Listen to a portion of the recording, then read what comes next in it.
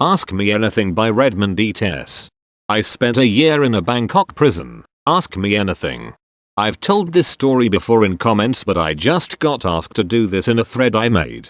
I spent a year in Samut Prakan Provincial Prison in Bangkok from 2016 to 2017. 365 long days, and when I came home Donald Trump was president and the UK was leaving the EU.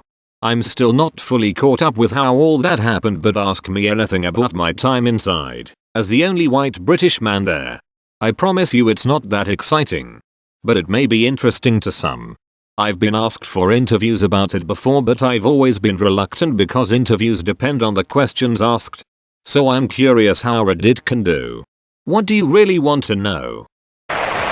Did you get along with other inmates? What's your worst experience there? I never had any trouble in there, which people always assume. Being English and the only Westerner in there, people always wanted to talk about football and shit. I became the de facto English teacher, which was mostly just answering questions about the language rather than teaching it. People were very good at learning themselves somehow. I settled a few heated disputes about how to pronounce words and why. Thai people are generally friendly, and one of the first things I did when I got in there was walk around and introduce myself, as everyone was curious. On my very first day I ended up sparring with the mafia with Muay Thai pads. We all had a good laugh and I left with a headache. I personally did not have too much grief, as I had the magic word, which was embassy. Having the British Embassy backing me cannot be taken for granted. If I was denied the doctor, embassy, I would try and report something and was laughed at embassy. The consulate visited monthly and they always addressed my concerns. Whether they were actually fixed is a different story. Thought. The worst things I saw came primarily from the guards. They were the real evil in there. The worst I got from one mafia guy was he forced me to buy him some juice when I was in line for the shop. The guards beat the shit out of prisoners who were undergoing punishment.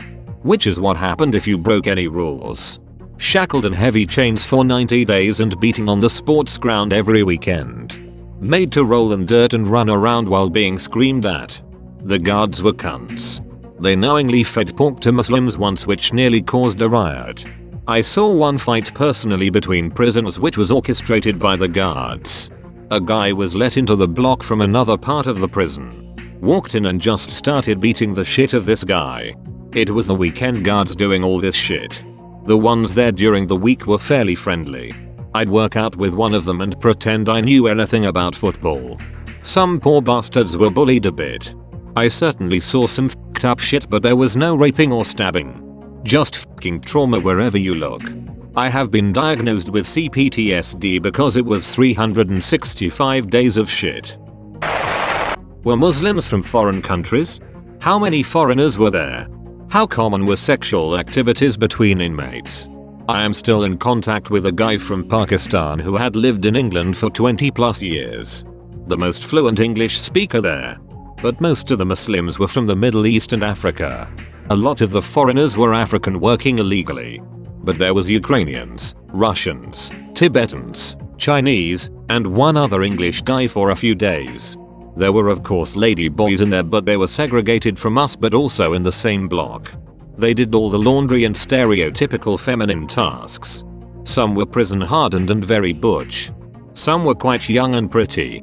Watching them play volleyball every day was a little confusing. Certainly a unique experience. I was offered blowjobs a lot by them but never took them up on the offer. I was told before I arrived our room boss had his girlfriend in his cell at night and they'd screw every night. In front of 8100 people. The worst thing I saw was occasionally I would walk past a cubicle and someone would be jacking off. Saw a lot of dongs though. Showering with 800 to 1000 men every day. Boy, is there a variety out there. What crime did you commit? Shoplifting.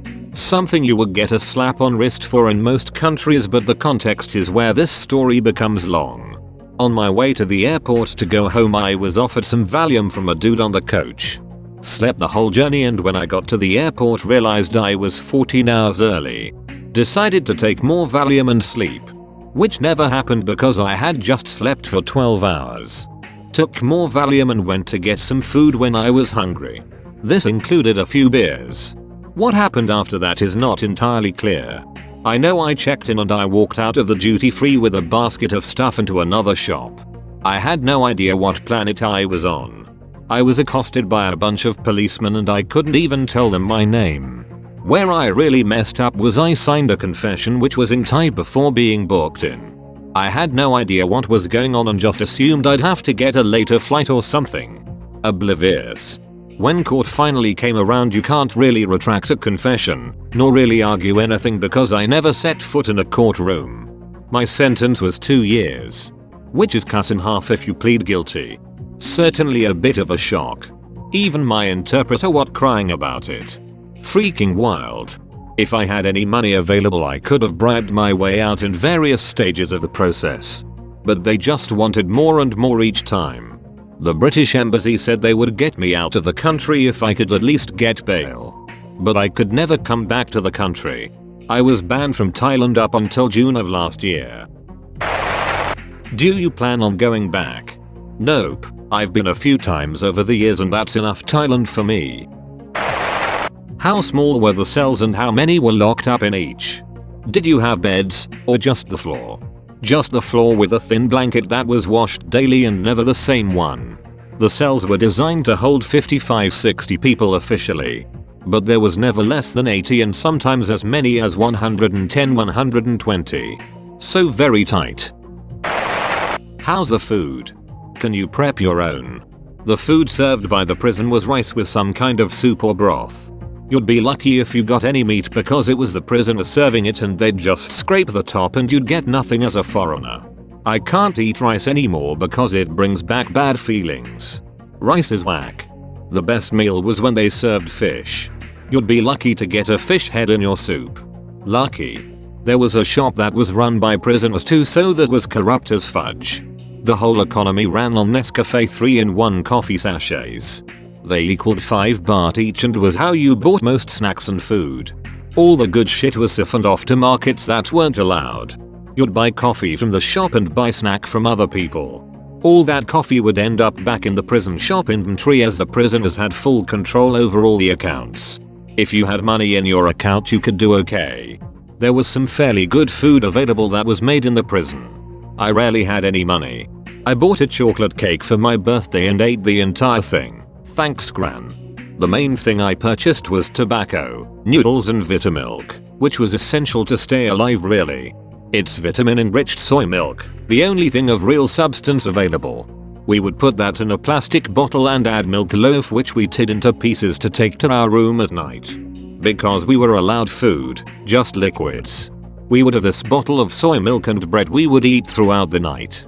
It's not as bad as you think, I promise. We had access to hot water in the morning to make noodles.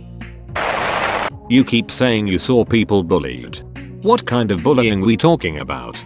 Psychological torture. There was one poor guy who was just relentlessly tormented. They would make trades with him for his snacks. Giving him a few cigarettes for all his food. Then taking the cigarette back off him as tax for arranging the deal. They'd make him sleep next to the toilet which was shared by the whole cell, the step used as a pillow. With a wet towel above him dripping water onto him. Enough to drive someone absolutely crazy and he was ridiculed throughout. He tried to jump off to the top of the block once and I was one of the guys that talked him down.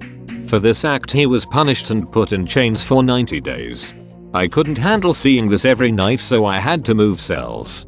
I once asked him why he was in there and he said, "I touched a woman on her nipple." I'm sure there's more to that story but he was an easy target and a shell of a man he used to be by the time I left. Did you learn to speak Thai? Barely. I learned to count up to 100 plus as we did a head count every night when we were put in our cells. We had to shout our number out loud. I usually just asked the person next to me what number I was and how to say it. I mostly helped people with their English. There was an announcement every morning from the prison president who has now been arrested if you Google the prison. And a prayer by a monk. I understood none of it. Any real news took a while to get to me. Being told Donald Trump was president and we were leaving the EU all in one sentence was wild. How was the heat? Was there AC? No AC. Just a frick load of fans in the cells all night. During the day you just spent it in the shade as much as you could. I was there as they built a lot of the shaded areas. You can see them on Google Earth now. The Thai prisoners had to work every day and a lot of that was constructing shit around the prison. I had scabies, was anemic and had some random infection when I got home. What did your family think while you were gone? I don't know really. They probably weren't very surprised. It took a while to end up there after a bit of a downfall personally. They didn't respond to any of my letters or even send me any money. I don't blame them or hold it against them. It was my stupid fault for being there and I spent the year owning that and reflecting on myself. They were all there to greet me at the airport though and helped me get back on my feet again. They were probably more embarrassed than anything. Which again, I don't blame them. That's all folks. Thank you for watching. If you like videos like this one, why not like and subscribe for more? Have a nice evening.